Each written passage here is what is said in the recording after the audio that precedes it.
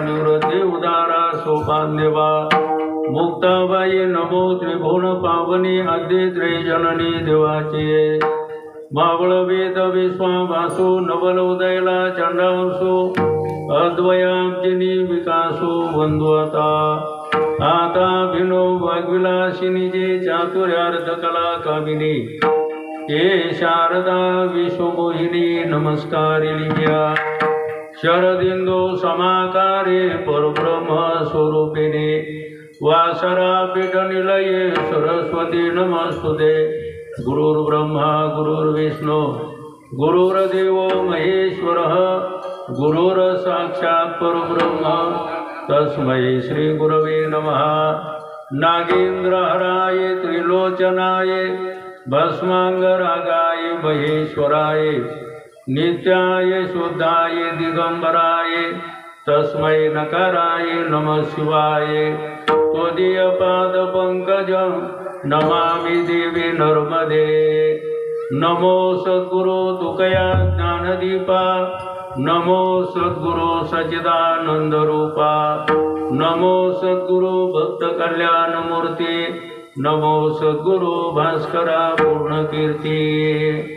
वेधल्या त्या गोपिका नाटवे आपपर कृष्णमय शरीर वृत्ती झाली नाटवे भावना देह गेह काही आपपर त्याही विसरल्या। प्रस्तुत सेवेकरता निवडलेली गवळण शांती ब्रह्म एकनाथ महाराज यांचे 3 कडव्याची आहे। या गवळणीतून गोपीनं त्या बालकन्हैयाला पाहिलं आणि त्यामुळं त्या मोहित झालेल्या आहेत आणि त्यांची वृत्ती शरीर आणि मन हे परमात्म रूप झालं पहिल्या कड्यात म्हटलं। त्यामुळं आप आणि पर ह्या सर्व काही विसरलेल्या आहेत। देह गेह आप पर याच्या मात्र त्यांना काही आठवत नव्हतं दुसऱ्या कड्यात म्हटलेलं आहे। आणि त्या आठवत नसल्यामुळं सर्वांचा काही विसर पडल्यामुळं त्यांच्या अंतःकरणामध्ये परमात्मा आहे अशी अनुभूती आल्यामुळं ते सर्वांना मात्र तेच सांगू लागल्या शेवटच्या कड्यामध्ये एका जनार्दनी व्यापला हृदयी बाहेर मिरवी दृष्टी भरित नाटवे भावना देह गेह काही आप पर त्याही विसरल्या असा अभंगाचा सरळ सोपा अर्थ आहे। या गोळणीवर काही बोलण्यापूर्वी क्षेत्र नानशी या ठिकाणी हा कार्यक्रम अनेक वर्षापासून चालू होता। मूळ गावामध्ये म्हणजे नानशीमध्ये मोठमोठाले कार्यक्रम झालेले आहेत आणि पुन्हा मग तळ झाल्यामुळं गावाचं पुनर्वसन झालं आणि गाव पांगल्या गेलं। मला वाटतं 3 ठिकाणी गावाचा ठिकाणा झाला आणि म्हणून एक विचार जरी असला तरी कोणता मेळ राहिला। विचार एक आहे पण कोणता मेळ राहिला नाही म्हणून 2-3 ठिकाणीही कार्यक्रम होता आणि तोच कार्यक्रम मंठा पुनर्वसन नानशी या ठिकाणी मला वाटतं गेल्या वर्षीपासून कार्यक्रम चालू झाला। मध्यंतरी होता म्हणा पण असा काही तसा कार्यक्रम होता म्हणा पण असा काय तसा काय केला किंवा बंद पडला किंवा चालू झाला। पण आता गेल्या वर्षीपासून सर्व तरुण मंडळानं मनावर घेतलं आणि त्यांनी मात्र हा कार्यक्रम कायम करण्याचा संकल्प केलेला आहे। जे काही कार्यकर्ते जुनी मंडळी आहे आता हे सगळे काही रिटायर झाले। पहिले जे काही कार्यकर्ते होते ते सगळे रिटायर झाले। मग आता रिटायर झाल्याच्या नंतर मग आता त्यांना वाटलं काय करावं काय नाही म्हणजे मग आता हे सूत्र तरुणाच्या हातामध्ये द्यावा आणि तरुण जे असतात ते काहीही करू शकतात कारण त्यांच्यामध्ये सर्व प्रकारची धमक असते आणि धमक असल्यामुळं ते चांगल्या पद्धतीनं कोणतंही कार्य करू शकतात. मग हे तर परमार्थ आहे. पण ह्या तरुण मंडळानं चांगल्या पद्धतीनं ह्या कार्यक्रमाचं नियोजन केलं, त्याबद्दल त्यांना कोटी कोटी धन्यवाद. आणि त्यांना मात्र सर्वांच्या वतीनं शुभ आशीर्वाद म्हणून सर्वांना टाळ्याच्या गजरात त्यांचं स्वागत केलं. विठाला विठाला.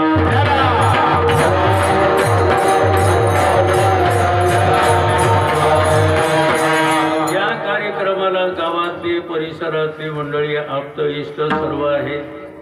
गायक वादकही आहेत. रामेश्वर महाराज आणि रामेश्वर महाराजांचे जे काय बालगोपाळ ते पण या कार्यक्रमाला आवर्जून असतात. आज कारण एकल्याचा नव्हे खेळ म्हणून मेळ मिळविला. हे सर्व याच्यामध्ये असेल तर सर्व चांगल्या पद्धतीनं कार्य होत असतं असा हा कार्यक्रम आहे. त्यामध्ये आजची काल्याची कीर्तन सेवा समस्त गावकरी मंडळी, भजनी मंडळी, महाराज मंडळी आणि जे काही तरुण मंडळी आहे सर्वांच्या वतीनं ही काल्याची कीर्तन सेवा माझ्याकडं आलेली आहे. उत्तम बापानं फोन केला, असा कार्यक्रम आहे, योगायोगानं तारीख रिकामी होती. बरं झालं. विठाला विठाला.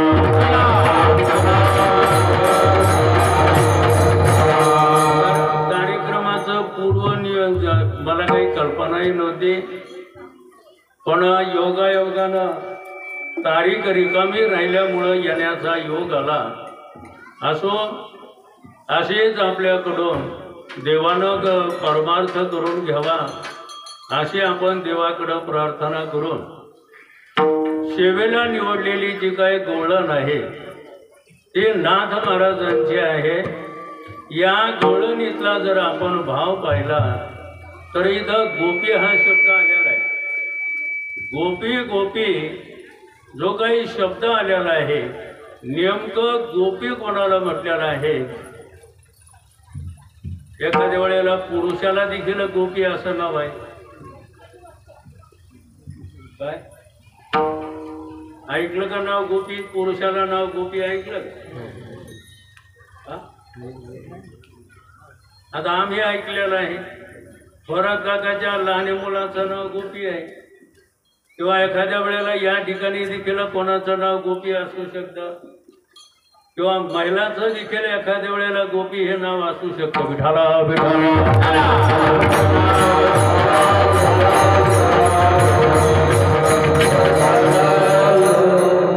तर मग नेमकं गोपी याचा अर्थ काय करायचा? या भाऊ विठाला विठाला.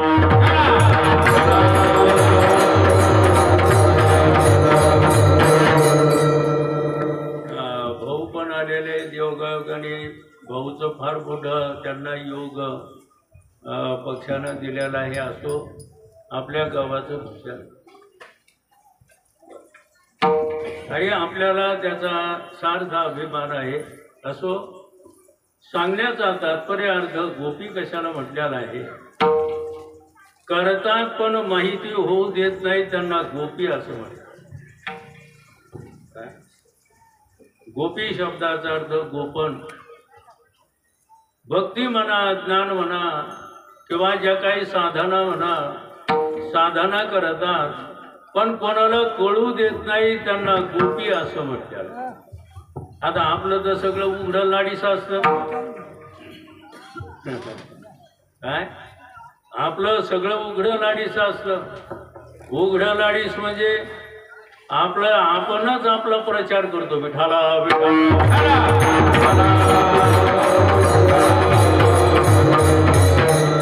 आज माझं या ठिकाणी कीर्तन आहे, उद्या त्या ठिकाणी माझं कीर्तन आहे.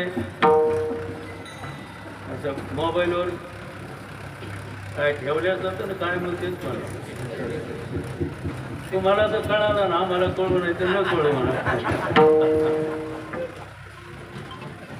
आज इथं माझं कीर्तन आहे, तिथं संध्याकाळचं कीर्तन आहे, इथं काल्याचं कीर्तन आहे. योगायोगानं 2-4 कीर्तन दिवसामध्ये माझे चालू आहे. तू सांगतो कशाला बाबा? तू कीर्तन कर पण सांगू नको विठाला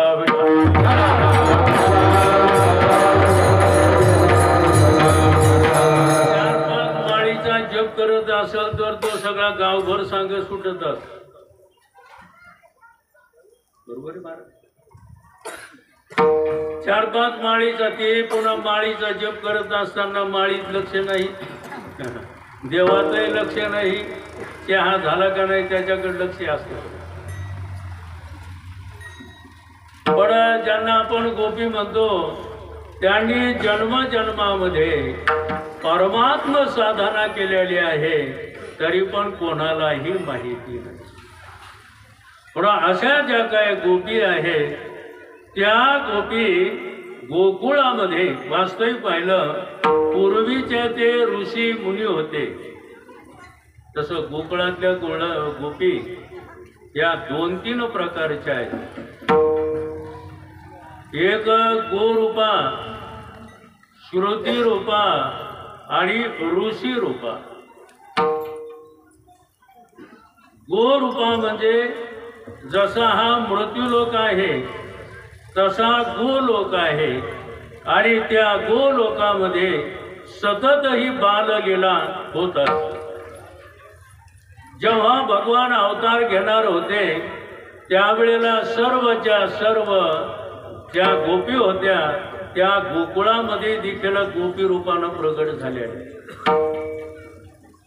पुन्हा श्रुती रूपा, श्रुती म्हणजे वेदातल्या ज्या काय ऋचा आहेत, एवढं परमात्म्याचं वर्णन केलं तरी पण तेवढं समाधान झालं नाही, म्हणून त्या वेदातल्या ऋचा म्हणा किंवा मंत्र म्हणा हे गोकुळामध्ये गोपी रूपानं प्रगट झाले. आणि ऋषी रूपा त्या राम अवतारातली गोष्ट आहे. त्या ऋषी लोकाला कळालं की प्रभू रामचंद्राच्या पायाचा स्पर्श झाला आणि त्याच्या स्त्रिया झाल्या. मग आता प्रत्येक ऋषीला वाटलं आपलेही 2 हाताचे 4 हात व्हावा. काय 2 हाताचे 4 हात व्हावा. मग ज्याला जसे पाहिजे असेल तसे दगड घेतले. दगडाच्या स्त्रिया होतात ना. मग जसे ज्यांना समजा पत्नी पाहिजे असं उंच म्हणा, खुजी म्हणा, कसा म्हणा काय असेल तर मग तसे दगड घेतले आणि निघालेले आहे. लक्ष्मणानं लांबूनच पाहिलं की हे आपल्याला मारण्याकरता येतात, त्यांना लगेच बाण जोड. प्रभू रामचंद्र म्हणतात काय करायला? अहो दादा म्हणले आपल्याला मारायला यालेत. म्हणे ते मारायला याले नाहीत, पुढचं काय असेल ते बघा. आणि मग जवळ आल्याच्या नंतर ते ऋषी मुनीनं त्या प्रभू रामचंद्राचं रूप पाहिलं बघा. प्रभू रामचंद्राचं रूप पाहिलं आणि पाहिल्याच्या नंतर त्या मोहित झाल्या. आणि त्यांना म्हणायचं होतं या दगडाच्या स्त्रिया करून द्या. असं म्हणण्याच्या ऐवजी ते काय म्हणले माहिती का? आम्हाला स्त्रिया करून घ्या. विठाला विठाला.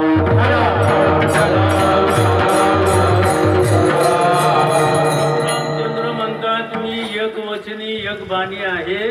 पुढचा अवतार मी गोकुळामध्ये घेणार आहे, त्यावेळेला तुमची इच्छा पूर्ण करेल.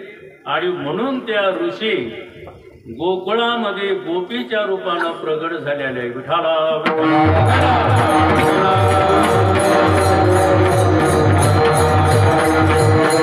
त्या 3 प्रकारच्या असणाऱ्या ज्या गोपी आहेत त्या अनंत जन्मामध्ये त्या बालकन्हैयाला पाहण्याकरता तरसत होत्या. काय होत्या? बालकन्हैयाला पाहण्याकरता किंवा देवाला पाहण्याकरता तरसत होत्या. आणि सर्वांना कळालं की देव गोकुळामध्ये अवतार घेणार आहे, म्हणून ते गोपी रूपानं प्रगट झालेले आहे. आणि प्रगट झाल्याच्या नंतर त्या गोपी ते रूप पाहण्याकरता आतुर झालेले आहेत. आणि मग त्या पाहण्याकरता त्यांनी काय केलं एका ठिकाणी म्हटलेलं आहे पहा, नाचते कृष्णा पुढे गोपिका,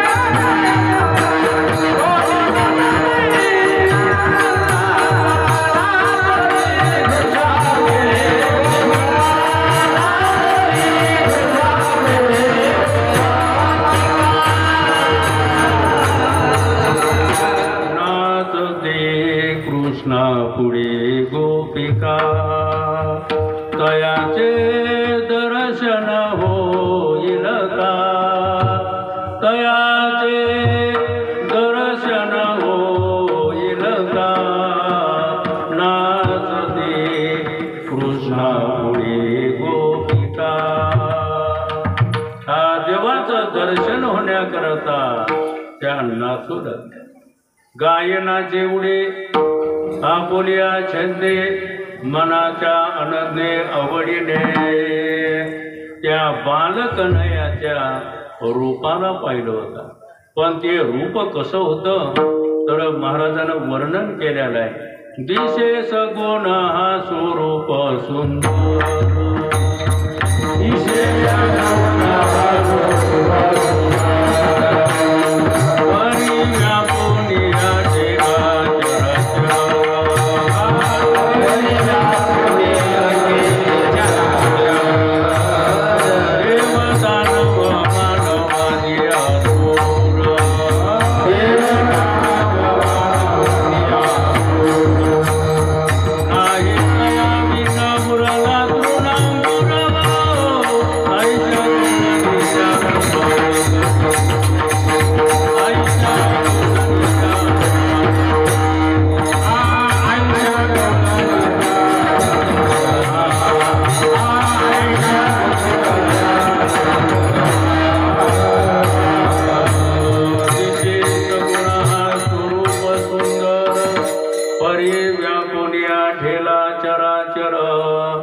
देव दानव मानवादी असुर याविर नाही उरला तृणांकुरवो. अशा त्या बालकन्हयाला त्या गोपीनं पाहिल्याला आहे. आणि पाहिल्यामुळं झालं काय ते पहिल्या कडव्यामध्येच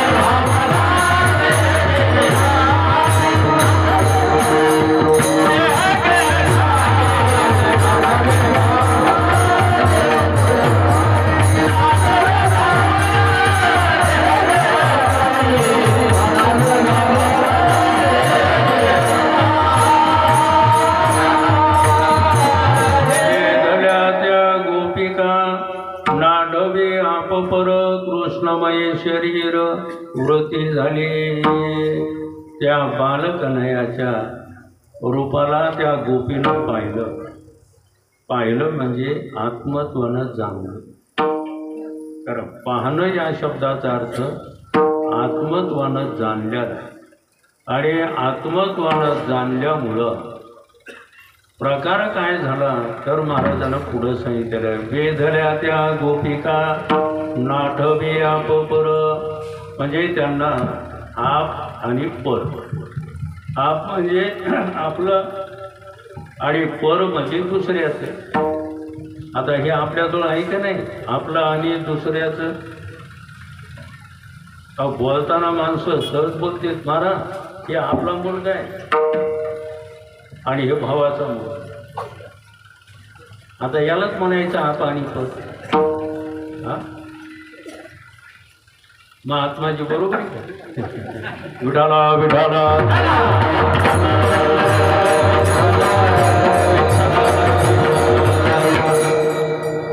आणि हा भेद आपल्याजवळ नसला पाहिजे. तुकाराम महाराजांनी तर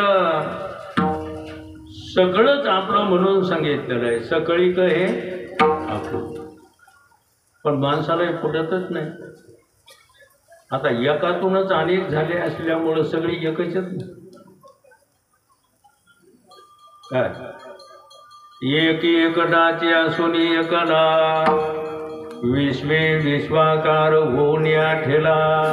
नूळ भरायचे गोळ नाही, नूळ भरायच्या गोळाने फार पोट येत. एक केळकर बाबा सांगायचे, पूज्य रंगनाथ गुरुजी सकाळी फिरायला जायचे आणि एक दोघं जण बरोबर असायचे. त्यांच्या खांद्यावर हात ठेवून चालायचे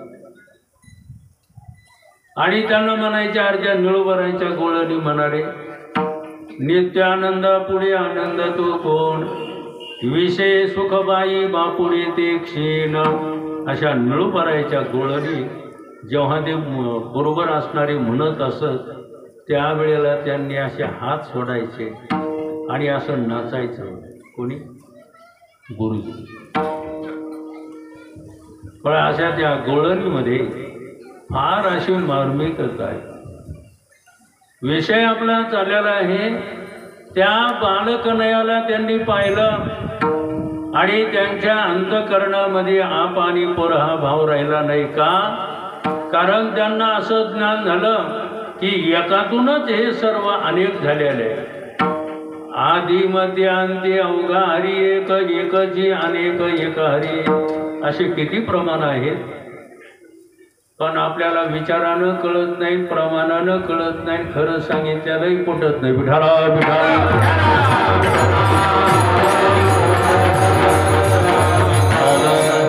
त्या बालकन्याला आत्मत्वानं त्यांना जाणल्याच्या नंतर त्यांच्या अंतःकरणामध्ये आपपर भाव राहिला नाही. आपपर भाव न दिशे पाहता चैतन्याचा वास झाला हृदये. तर त्यांच्या अंतःकरणामध्ये आपपर भाव राहिला नाही. मग झालं काय?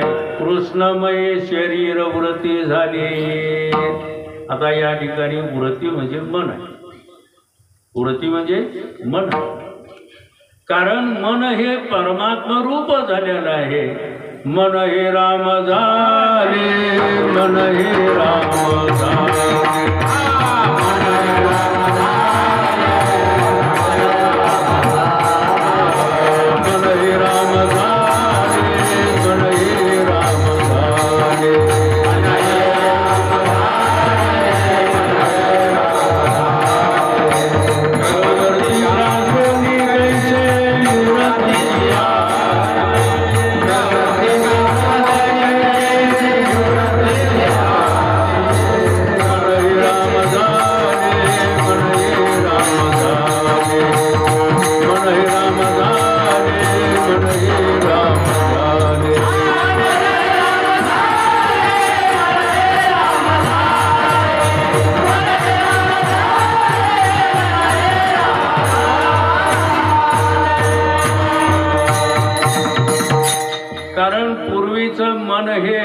रामच होतं पण त्या रामाच्या ठिकाणी मात्र संकल्प निर्माण झाला, त्याच्यातून मन झालं आणि त्या गोपीचं मात्र असं झालं की मन हे मन न राहता ते राम झालं.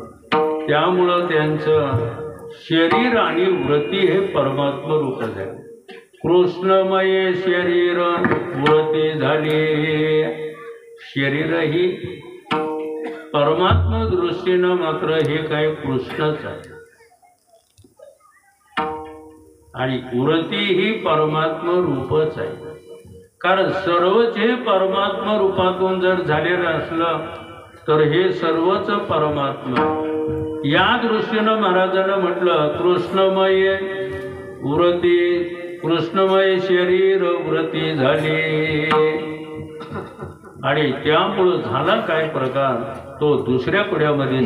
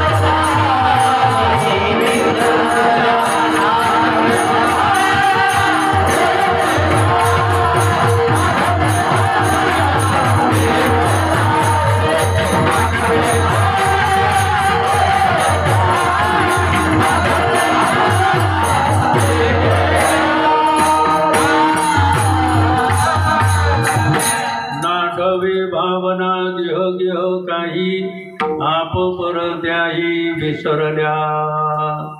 त्यांना काहीच आठवण गेलं. आता एखाद्या गोष्टीमध्ये जर एखादा रमल्या गेला तर त्याला बाकीच्याची कशाचीच आठवण राहते. साधं उदाहरण आहे, एखादा पत्ते खेळायला बसला,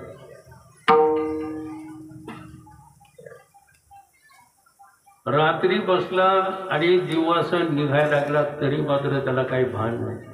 माणसं आठवण भानावर केव्हा येते हे संपलं. खिसा रिकामा झाला. बरोबर आहे. खिसा रिकामा झाला आणि बऱ्याच लोकांची खिसे रिकामी व्हायचे. उडाला उडाला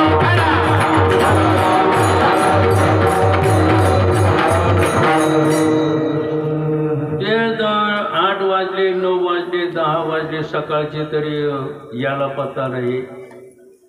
मग पत्नीनं म्हणले, अहो ते शेजारी आपला रस्त्यावर जात होता, ते मला असं करा तुम्ही जाण मालकाला घेऊन या. अहो रात्री गेले तर आतापर्यंत आलेच नाही आणि तोंड धुतलं नाही, चहा घेतला नाही, आंघोळ केली नाही, नाश्ता केला नाही. मला वाटतं विचारसागरामधलं काहीतरी उदाहरण प्याजी वगैरे असे नाव आहे. आणि मग ते आला रामराम घातला आणि मला अरे तुझ्या पत्नीनं तुला बोलवलं, बस मला जाऊ आपण. पुन्हा 1 तास निघून गेला, आला नाही. मग मुलाला पाठवलं तरी पण ते म्हणे बस बळा आपण जाऊ, थोडं वेळ थांब. ते मुलगा 1 तास बसला आणि नंतर मात्र याचा खिसा रिकामा झाला. आणि खिसा रिकामा झाल्याच्या नंतर मग तो अरे तू कधी आला? म्हणजे मला 2 तास झाले नाही इथे येऊ. त्या पोराला मला पिंड्या कधी आला तू? म्हणजे बाबा 1 तास झाला. मग आता पाहिलं नाही का आठवण राहिली नाही? आठवण राहिली. मग साधे ह्या पत्ते खेळण्यामध्ये कोणाची आठवण राहत नाही. त्या गोपीनं तर या परमात्म्याला पाहिलं होतं, कशी आठवण राहील? नाटवे भावना देह गेह काही, देहाची भावना देहाची आठवण राहिली नाही. आसो आयसा कुठे आठवचे नाही, देहीच विदेही भोगोदशा. देहाची आठवण राहिली नाही, घराची आठवण राहिली नाही. विठाला विठाला.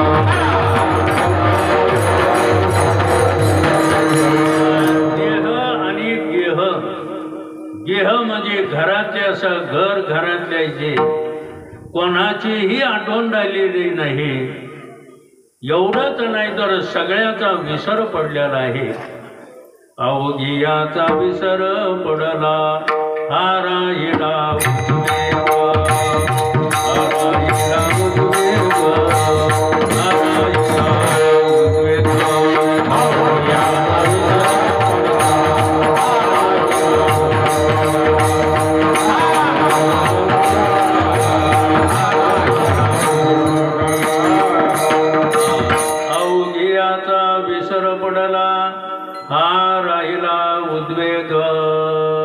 त्या गोपीलाही सर्वाचा मात्र विसर पडलेला आहे. एक गोपी तर म्हणू लागलेले, मै भुली घर जानी बाट, गोरस बेचने हायहार, कानारे मनमोहन लाल, सबही विसरू दिखे गोपाल. ते गोपी काय करत होत्या? सगळंच विसरल्या. मग नेमकं काय करत होत्या? कान्हा, मनमोहन, नंदलाल अशा म्हणू लागलेला आहे. आणि म्हणून सगळ्याचा विसर पडलेला आहे. वेधल्या नाटवी भावना देह गेह काही, आप परत्याही विसरल्या. आणि जेव्हा सगळ्याचा विसर पडत असतो, एक महत्वाचं वाक्य लक्षात ठेवा, जेव्हा सगळ्याचा विसर पडत असतो तेव्हा परमात्म्याचा साक्षात्कार होतो.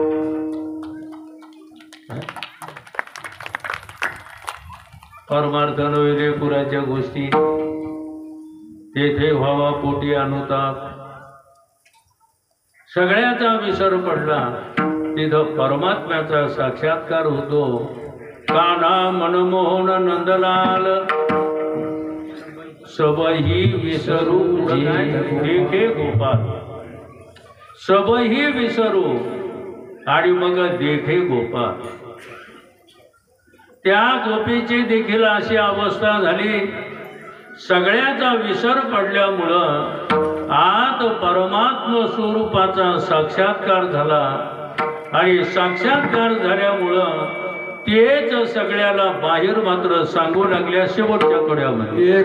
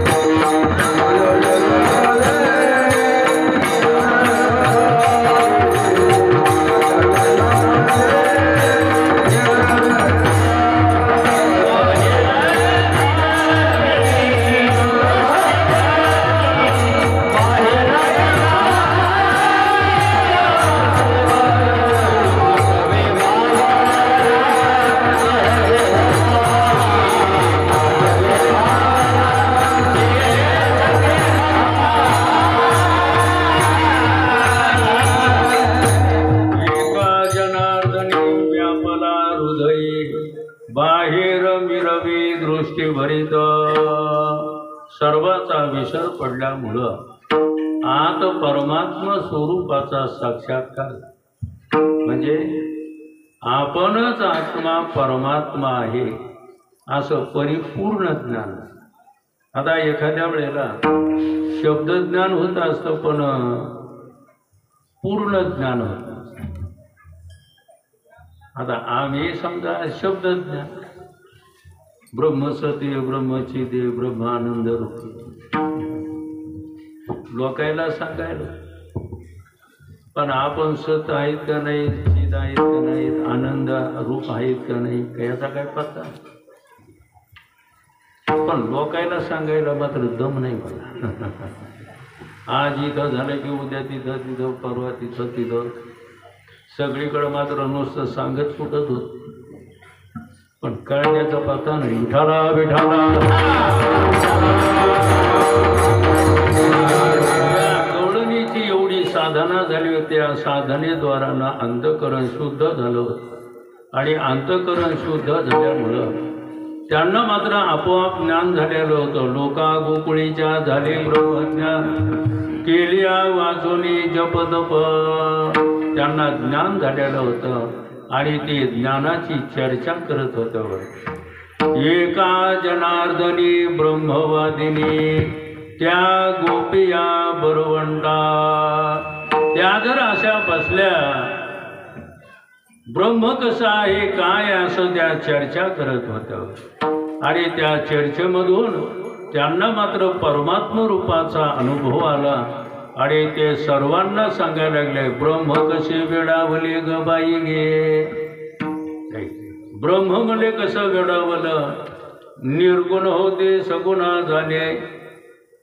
मग त्या गोळणी म्हणायला लागलेल्या बाई ते निर्गुण होतं पण ते सगुण झालं. विठाला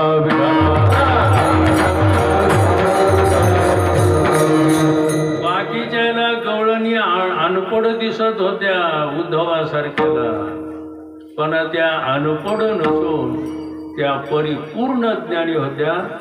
महाराजांनी म्हटलेला, एका जनार्दनी व्यापला हृदयी, बाहेर मिरवी दृष्टी भरीत. आणि मग काय म्हणू लागलेले आहे, त्यांना असं नेमकं झालं काय, तर महाराजांना पहिल्या कड्यात म्हटलेलं आहे, वेधल्या त्या गोपिका नाटवे आपोपर, कृष्णमय शरीर वृत्ती झाली, नाटवे भावना देह गेह काही, आपोपर द्याही विसरल्या. गुरुबार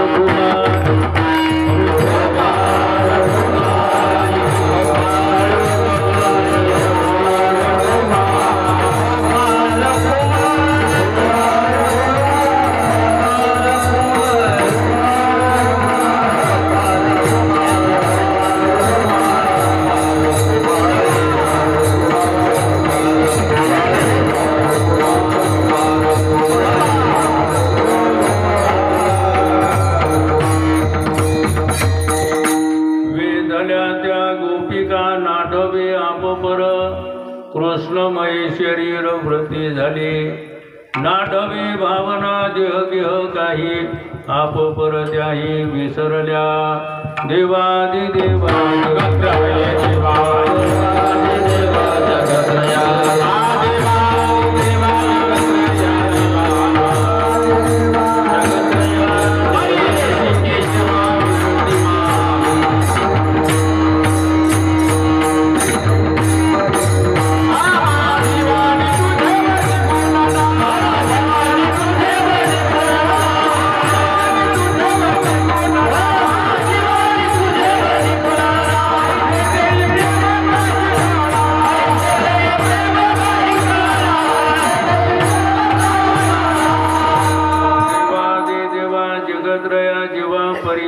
केशवा विनंती माझी, माझी वाणी तुझे वर्णी गुणनाम, आईशे दे प्रेम काही कळा. महाराजांना देवाला प्रार्थना केली, विनंती केली, देवा आम्हाला प्रेम द्या, बुद्धी द्या. देवाकडे जी तुम्ही मागणी केली ते देव पूर्ण करतो. आता प्रमाणात तर आहेच आहे, पण माझ्या अनुभवातली गोष्ट सांगतो.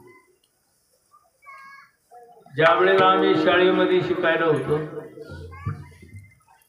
वर्षभर शाळेत जायचं नाही, अभ्यास करायचा नाही. 1 महिना फक्त अभ्यास करायचा. ते अभ्यास कशा करायचा माहिती?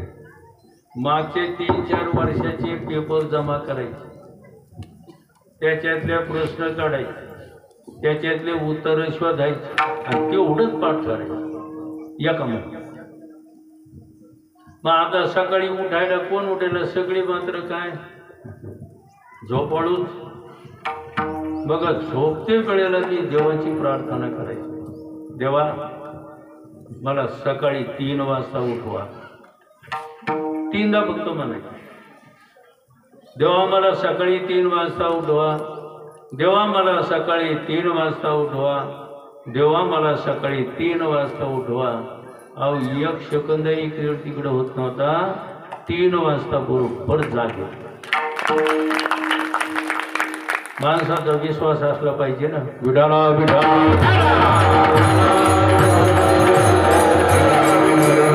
गोकुळातल्या देवाच्या लीलेचं वर्णन करायचं, त्यावेळेला त्याच्याकरता प्रेम असावं लागतं आणि बुद्धी असावी. प्रेम असेल, बुद्धी असेल तर मनुष्य सांगू शकतं, वाचू शकतं, ऐकू शकतं. आणि जर प्रेम बुद्धी नसेल तर म्हणजे काय रोजच टकटक हे जे काल्याचे कीर्तन. अहो दुसरं काही सांगायला पाहिजे. आता दुसरं सांगायचंच काय? तुकाराम महाराजानं आम्हाला सांगून दिलेलं आहे, चरित्र ते उच्चारावे केले गेले गोकुळी. मग आता दुसरं काय सांगावं बरं? आता गोकुळामध्ये ज्या ज्या काय लीला केलेल्या आहेत त्या त्या लीलांचं सांगावं लागतील. दुसरं काय सांगायचं? परमात्मा गोकुळामध्ये प्रगट झालेले आहेत आणि परमात्म्यानं पहिल्यानं जर कोणती लीला केली असेल तर राक्षस मात्र गोकुळामध्ये ठेवलेले आहेत. जसे राक्षस आले तसे मात्र त्यांना मोक्ष दिला. विठाला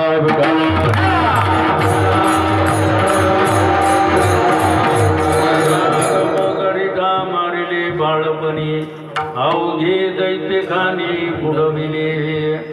जे जे दैत्य आलेले आहेत त्यांना परमात्म्यानं मात्र मोक्ष दिलेला आहे. पुढं द्वादशीचा प्रसंग आहे. त्या द्वादशीच्या प्रसंगाला भगवान शंकरानं जोग्याचं रूप घेतलं आणि गोकुळामध्ये आलेल्या आहेत नंदवाड्यात आणि अलग निरंजन म्हटलेलं आहे. त्या दासीनं पाहिलं आणि यशोदा मातेकडे गेलेले आहेत. आई आई म्हणजे काय ग? आपल्या दारामध्ये एक जोगी आलेला आहे, मसन जोगी. मसन जोगी म्हणजे जे मसन वाट्यामध्ये राहतात त्यांना मसन जोगी म्हटलेलं आहे. विठाला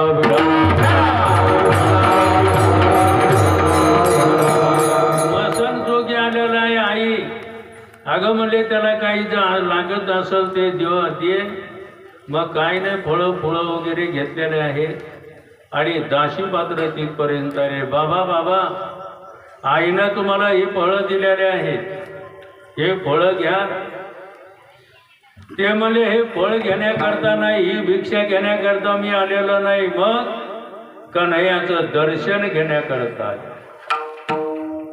परत गेले. काय झालं ग? ते म्हणतो की मी हे भिक्षा घेण्याकरता नाही आलो, त्या लालाचं दर्शन घेण्याकरता. लालाचं दर्शन घेण्याकरता मी आलेलो आहे. त्यावेळेला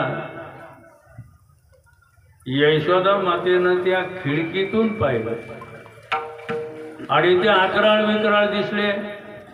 गळ्यामध्ये सर्प दिसला आणि गळ्यामध्ये सर्प दिसल्यामुळं यशोदा माता असं म्हणतात, जाऊन सांग की मी लालाला दर्शन घेऊ देत नाही. म्हणजे का दर्शन घेऊ देत नाही? तर म्हटले की त्याच्या गळ्यामध्ये सर्प आहे आणि जर त्या कन्हैयानं पाहिलं आणि भेला तर मग मी काय करू? त्यावेळेला परत निरोप दिलेला आहे. की जाऊन सांग त्याचा आणि माझा पहिलाच परिचय आहे. काय त्याचा आणि माझा पहिलाच परिचय आहे. यशोदा म्हणतात बाबा तुम्ही असं कसं म्हणता त्यांचा आणि आमचा पहिलाच परिचय आहे. हो म्हणजे आमचा आणि त्यांचा पहिलाच परिचय आहे. पण मग यशोदा माता म्हणतात नाही मी कन्हैयाचं दर्शन घेऊ देणार. मग इकडं भगवान शंकर आला. कस्तरी वाटलं हृदय भरून आलेलं आहे, अश्रू वाहू लागलेले आहे, पोटा हलू लागलेले आहे. कन्हैयाला इकडं दम निघाना. कन्हैयानं रडायला सुरुवात केल्या. रडायला लागले. रडते माझे बाळताने समजाविता राहिना. रडायला लागलेला आहे. दाशी म्हणते बाबा आई ते बाबा काहीतरी बुटबुट करायले, काहीतरी मंत्र टाकला आणि त्याच्यामुळं हे लेकरू रडायला लागलेलं आहे. मग यशोदा माता घाबरली आणि घाबरल्याच्या नंतर त्या म्हणत्या त्याला मन टक लावून बघू नको, माझ्या लेकराला काय दिष्ट लागत. आणि दिष्ट लागत पण महिला मंडळाचं त्या लहान लेकरावर एवढं प्रेम असतं, एवढं प्रेम असतं कोणाची दिष्ट होऊ नये म्हणून त्या गालाला काळा टिकला. बरोबर बुवा, गालाला काळा टिकला. आणि महिलाचं भजन पुन्हा तसंच असतं बघा. त्या महिला जर एका ठिकाणी बसल्या ना त्या हिचं भजन असं काय माहितीये का? कोणाची दृष्ट झाली माझ्या पंढरीनाथा, कोणाची दृष्ट झाली माझ्या पंढरीनाथा. देवाला दृष्ट एखादी बघा तुम्ही मूर्ती जर सुंदर असेल आणि फार मूर्ती सुंदर आहे, फार मूर्ती सुंदर आहे, फार मूर्ती सुंदर आहे असं म्हटलं ना तर ती मूर्ती देखील भंगल्यात. मूर्ती भंगल्यात. कोणाची दृष्ट झाली माझ्या पंढरीनाथा. यशोदा माता म्हणतात त्या बाबाला सांग टक लावून बघू म्हणून नको. मग दासी गेलेली आहे. सांगितलं बाबा. त्या यशोदा माता म्हणतात कन्हैयाला पहा पण टक लावून बघू नका. इकडं यशोदा मातेनं त्या बालकन्हैयाला शृंगार केलेला आहे, दिष्ट लागू नये म्हणून काळा टिकला लावलेला आहे. आणि खिडकीतून त्या कन्हैयाला मात्र दाखवायचं ठरलं. सांगितलं या बाबा. बाबा आलेले आहेत. बाबा आल्याच्या नंतर मग कन्हैयाची आणि त्या बाबाची नजर झाल्याबरोबर कन्हैया गदगद गदगद हसू लागले. आणि हसू लागल्यामुळं यशोदा मातेला वाटलं बरं झालं मी बरेच प्रयत्न केले पण रडता राहीना. आणि बाबाला पाहिल्याबरोबर तर याचं रडणं थांबलेलं आहे. मग यशोदा म्हणते बाबा या ना घरात बसा. बसायला पाठ दिलेला आहे, उपचार वगैरे केलेला आहे, पूजा अर्चा केलेली आहे. आणि यशोदा माता म्हणतात बाबा तुम्ही इथंच राहा, मी तुमची सेवा करते. माझा लाला जेव्हा जेव्हा रडल तेव्हा तेव्हा मात्र तुम्ही त्याला पाहिलं की माझा लाला रडणं थांबत. तुम्ही थांबा इथं, मी तुमची मनोभावानं सेवा करेन. असं म्हटल्याच्या नंतर म्हणजे बाबा तुम्हाला लेकराचं काही कळतं का? एखादा असा जर महाराज दिसला तुम्हाला लेकराचं काही कळतं का? हो कळत असलं तर बघा माझ्या लेकराचं चांगलं झालं पाहिजे. तुम्हाला कळतं का बाबा? म्हणलं मला चांगलं कळतं, मला चांगलं कळतं. म्हणजे बघ सांगा ना म्हणजे बाबा याचं काय भविष्य आहे. ते म्हणे पण एवढ्या लांबून कसं मी भविष्य पाहू? कारण हातावरल्या रेषा पाहाव्या लागत्या, पायाच्या तळपायाच्या रेषा पाहाव्या लागत्या. मग म्हणजे मग माझ्याजवळ द्या. मग यशोदा मातेला त्या बालकन्याला उचलला आणि बाबाच्या मांडीवर दिलेला आहे. काय त्या दोन्हीला एकमेकाला आनंद झाला असं त्याची कल्पना करा. आणि सांगितलं, यशोदे तुझा मुलगा फार मोठा भाग्यशाली आहे. राखतील काही मारतील दुष्ट, न करी बोभाट जनामध्ये. यशोदाबाई तुझा हा जो मुलगा आहे ना, तर हा मुलगा म्हणजे गायी सांभाळील, मोठमोठाल्या राक्षसाला मारेल. एवढंच नाही, पांडवाच्या यज्ञामध्ये हे पतरवाळ्या टाकील, वाढू लागल. आणि पुन्हा जे उष्ट पतरवाळ्या उचलून मात्र तो टाकून देईल. विठाला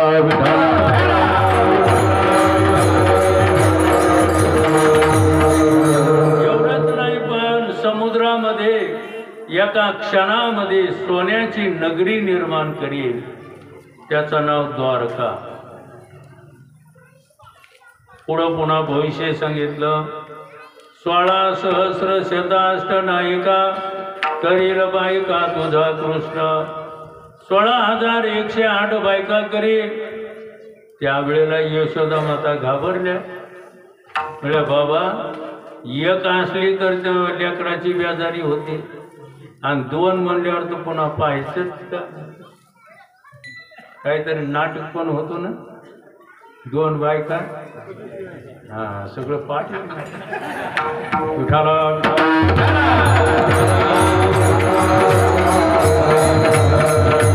मला वाटलं तुम्हाला पाठच नाही का, पण पाठ आहे. आणि म्हणे बाबा 2 बायका अहो बेजारी, आणि तुम्ही तर 16,108 म्हणल्यावर माझ्या लेकराचं कसं होईल. सांगितलं काही काळजी करायचं काम नाही, सगळ्या मनासारखं वागते. आणि मनासारखं वागतील म्हणल्याच्या नंतर यशोदा मातेला बरं वाटलं. म्हणजे बाबा बसा ना. नाही म्हणजे मी काम झाल्यावर निघत असतो. सद्गुरू घुडेबाबाचं वाक्य होतं, माणसानं काम घेऊन आलं पाहिजे, आणि काम झालं की उभ्या पावलांनी जायला पाहिजे. माणसं रिकामी येते तर रिकामच काम करीत बसतो. जेवण स्वयंपाक केला चांगला, काय बरं का आजच्या दिवस राहतो. कशाला राहतो, जेवण झालं ना आता. भगवान शंकर म्हणतात मी निघतो. त्यावेळेला म्हणजे बाबा काही फराळ वगैरे करा म्हणजे मी कोणाचं खात नसतो. तरी पण यशोदा मातेच्या आग्रहानं 2 फळं घेतलेले आहे. लालाला आशीर्वाद दिला आणि भगवान शंकर आपल्या स्वस्थानावर निघून गेले.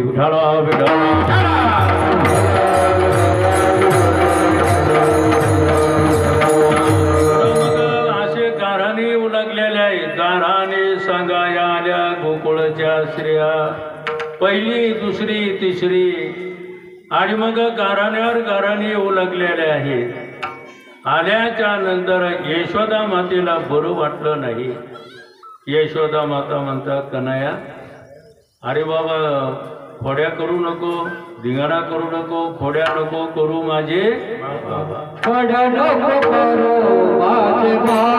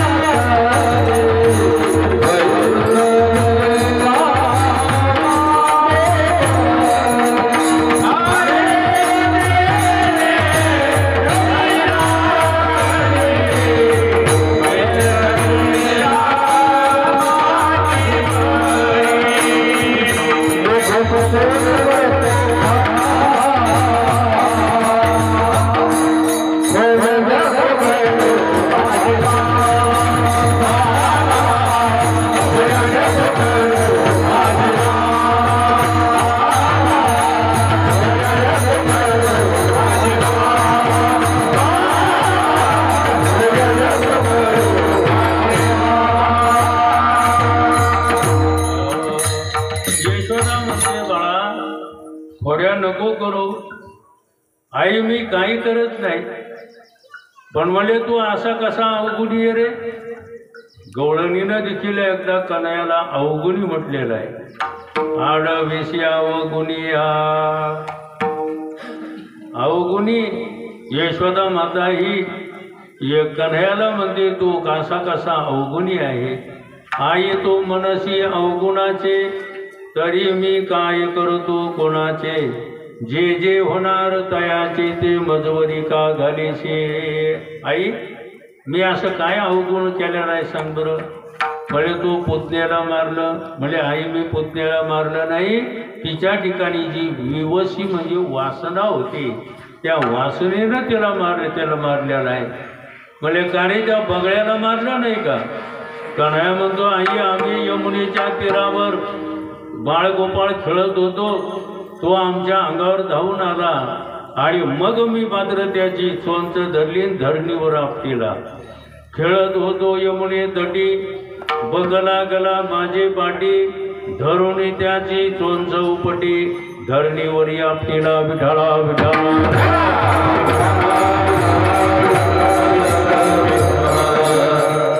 शेवट गवळणी तर थकलेले आहे. यशोदे कृष्णाला सांगावे, गोकुळी राहावे का जावे. यशोदाबाई तुम्ही आम्हाला एवढं सांगा, गोकुळामध्ये राहा का आम्ही निघून जावा. असे पुष्कळ घराणे येऊ लागलेले आहेत. मग यशोदा मातेला बरं वाटलं नाही. यशोदा मातेनं मग त्या कन्हैयाला सांगितलं की आता तू गाई घेऊन जा. पण त्यांनी आपल्या मित्रगड्याला सांगितलेलं आहे, या रे तुम्ही गाया घेऊन सारे गोपाळ लाला. या रे तुम्ही गाया घेऊन सारे गोपाळ लाला. या रे तुम्ही गाया घेऊन सारे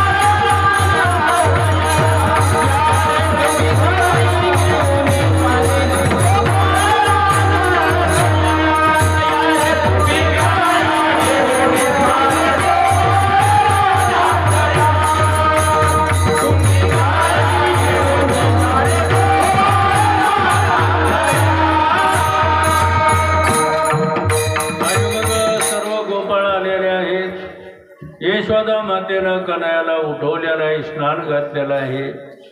त्या दिवशी कन्हैया गोपाळ झाले.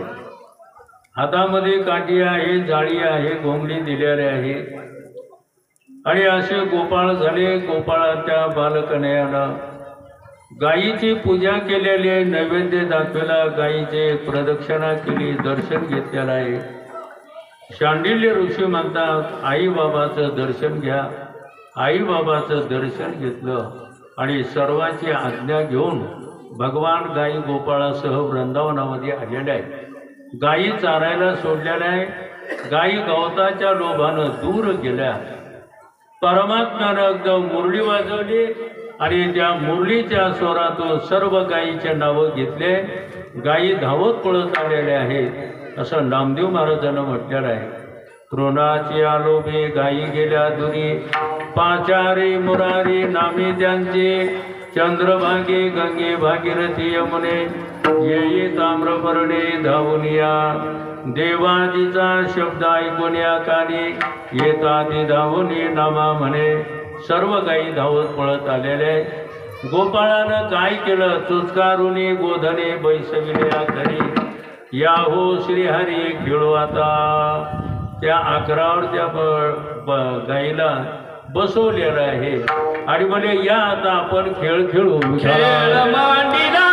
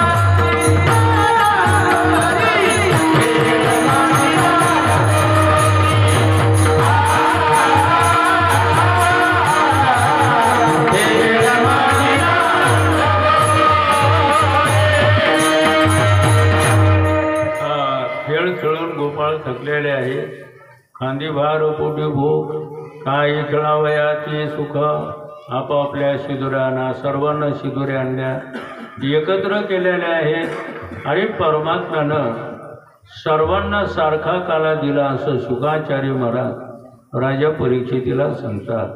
बिभ्रत वेणुं जठरपटयो शृंग वेत्रेच कक्षे वामे पानो मसृण कवलम तत्फला निगळीशो चेष्टांमध्ये स्वपरी हृदय असे नर्व विश्वही स्वर्गे लोके मिशती भुज यज्ञ भगवान केले पुंडली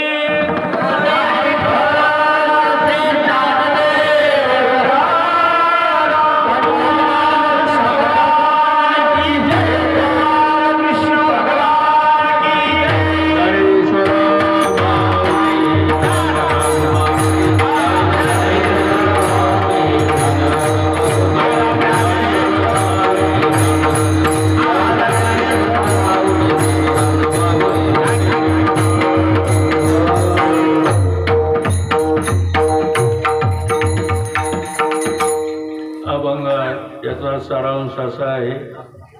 द्वापार युगामध्ये प्रेमरूपी काला देऊन सर्वांना कृतार्थ केलेला आहे। त्याप्रमाणे परमात्म्यानं प्रेमरूपी काला देऊन